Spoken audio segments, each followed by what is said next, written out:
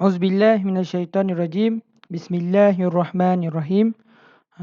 Hari ini saya akan membicarakan tentang inovasi digital iaitu Cakna Solat yang disediakan oleh Muhammad Ashraf bin Shahabuddin dari kelas PISMP PI 3619.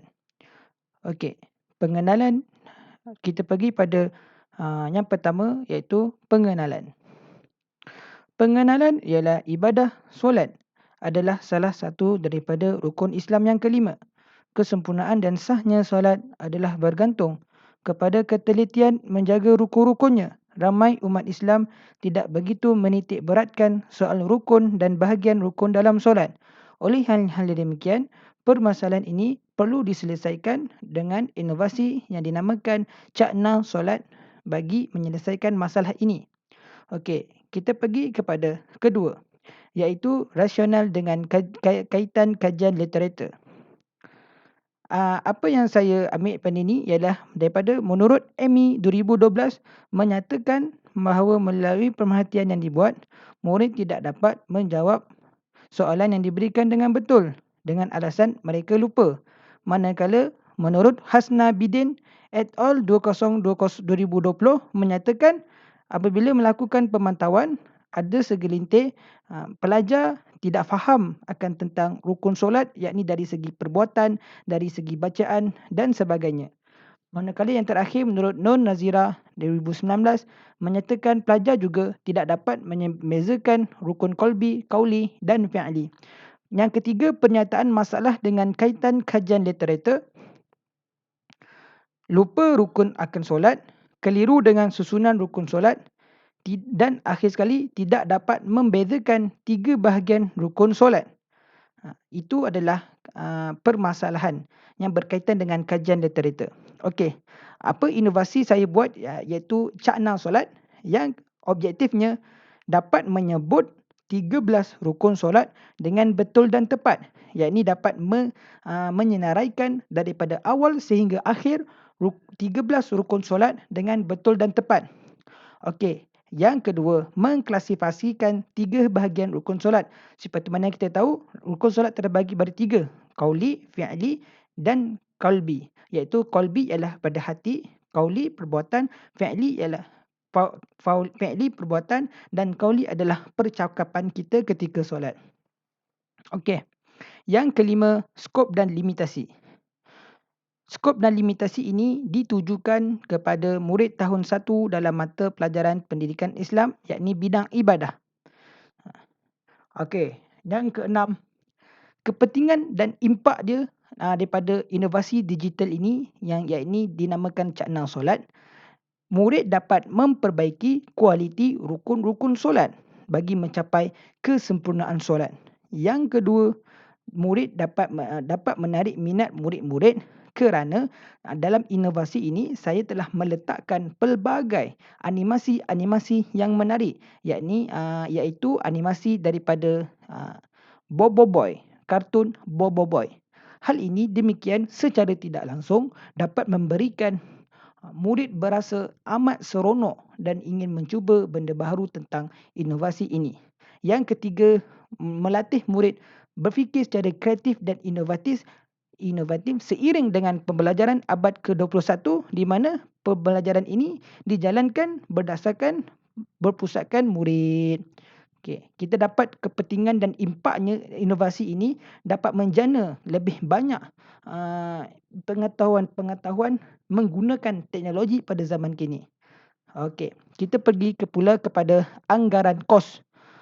Anggaran kos yang telah dilaksanakan iaitu dirancang oleh saya ketika dengan pasangan saya iaitu Wan Solihin ketika melaksanakan inovasi ini ialah kami tidak menggunakan sebarang kos kerana kami telah menggunakan software PowerPoint dan aplikasi Filmora. Software PowerPoint dan aplikasi Filmora ini digunakan secara percuma sahaja. Okey, kita pergi kepada model inovasi pula.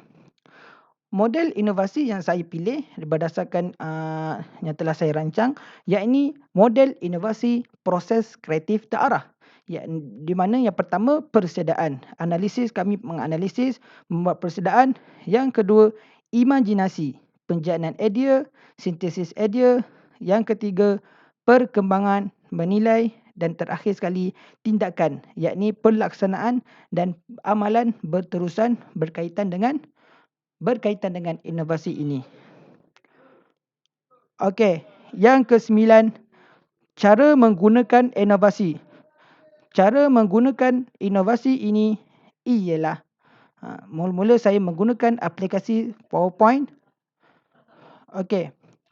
Ini antara penggunaan inovasi yang saya telah lakukan. Kita akan mulakan. Okey, pada mulanya saya menggunakan animasi Bobo Boy. Okey.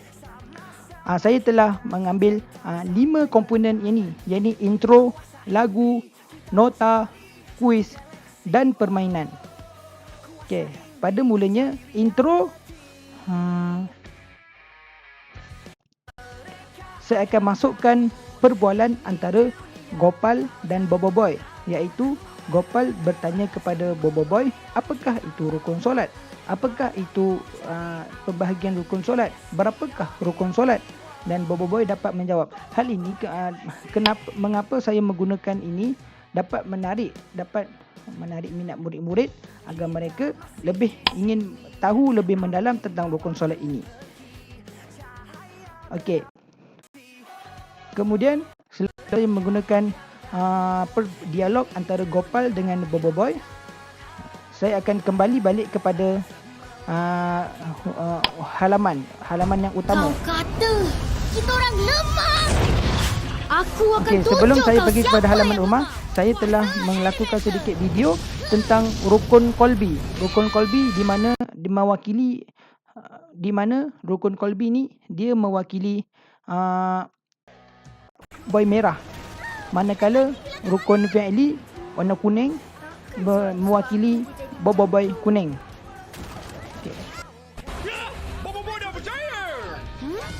Kemudian rukun kauli percakapan saya mewakili Bobo Boy berwarna biru.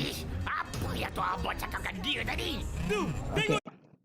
Selepas itu saya mengambil inovasi pula, iaitu inovasi yang terdapat ini ialah berkaitan dengan Bobo Boy kuasa 3, di mana merah mewakili hati kolbi, kuning mewakili fi'li dan air kuning biru mewakili percakapan, iaitu kauli. Okey, saya menggunakan lagu Suatu Hari di Hari Raya dengan menukar liriknya. Tekan butang subscribe untuk menonton episod Bobo Boy Galaxy akan datang. Menukar liriknya menjadi inovasi Cakna Solat. Okey, saya boleh dengarkan lagu saya nanti. Okey, saya menekankan solat ada 13 menekankan berdiri tegak, iaitu mewakili rukun fi'li.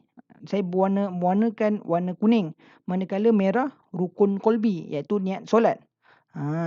Dan akhir sekali saya mewakili angkat tabir baca Fatihah mewakili warna biru, iaitu rukun qauli dalam percakapan kita. Okey, ini adalah inovasi yang saya telah melakukan bersama-sama dengan pasangan saya, iaitu Wan Solihin. Okey.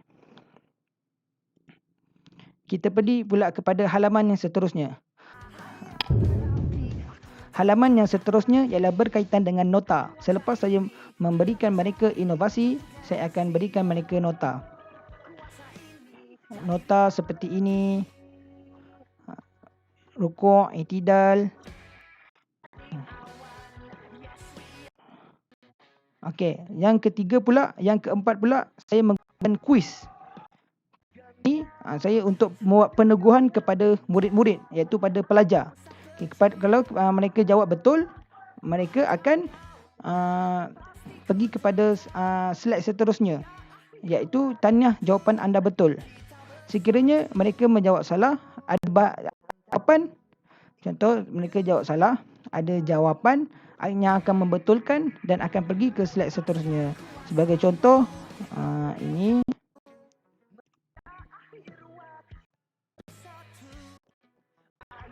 Okey, ini sebagai contoh jawapan yang salah.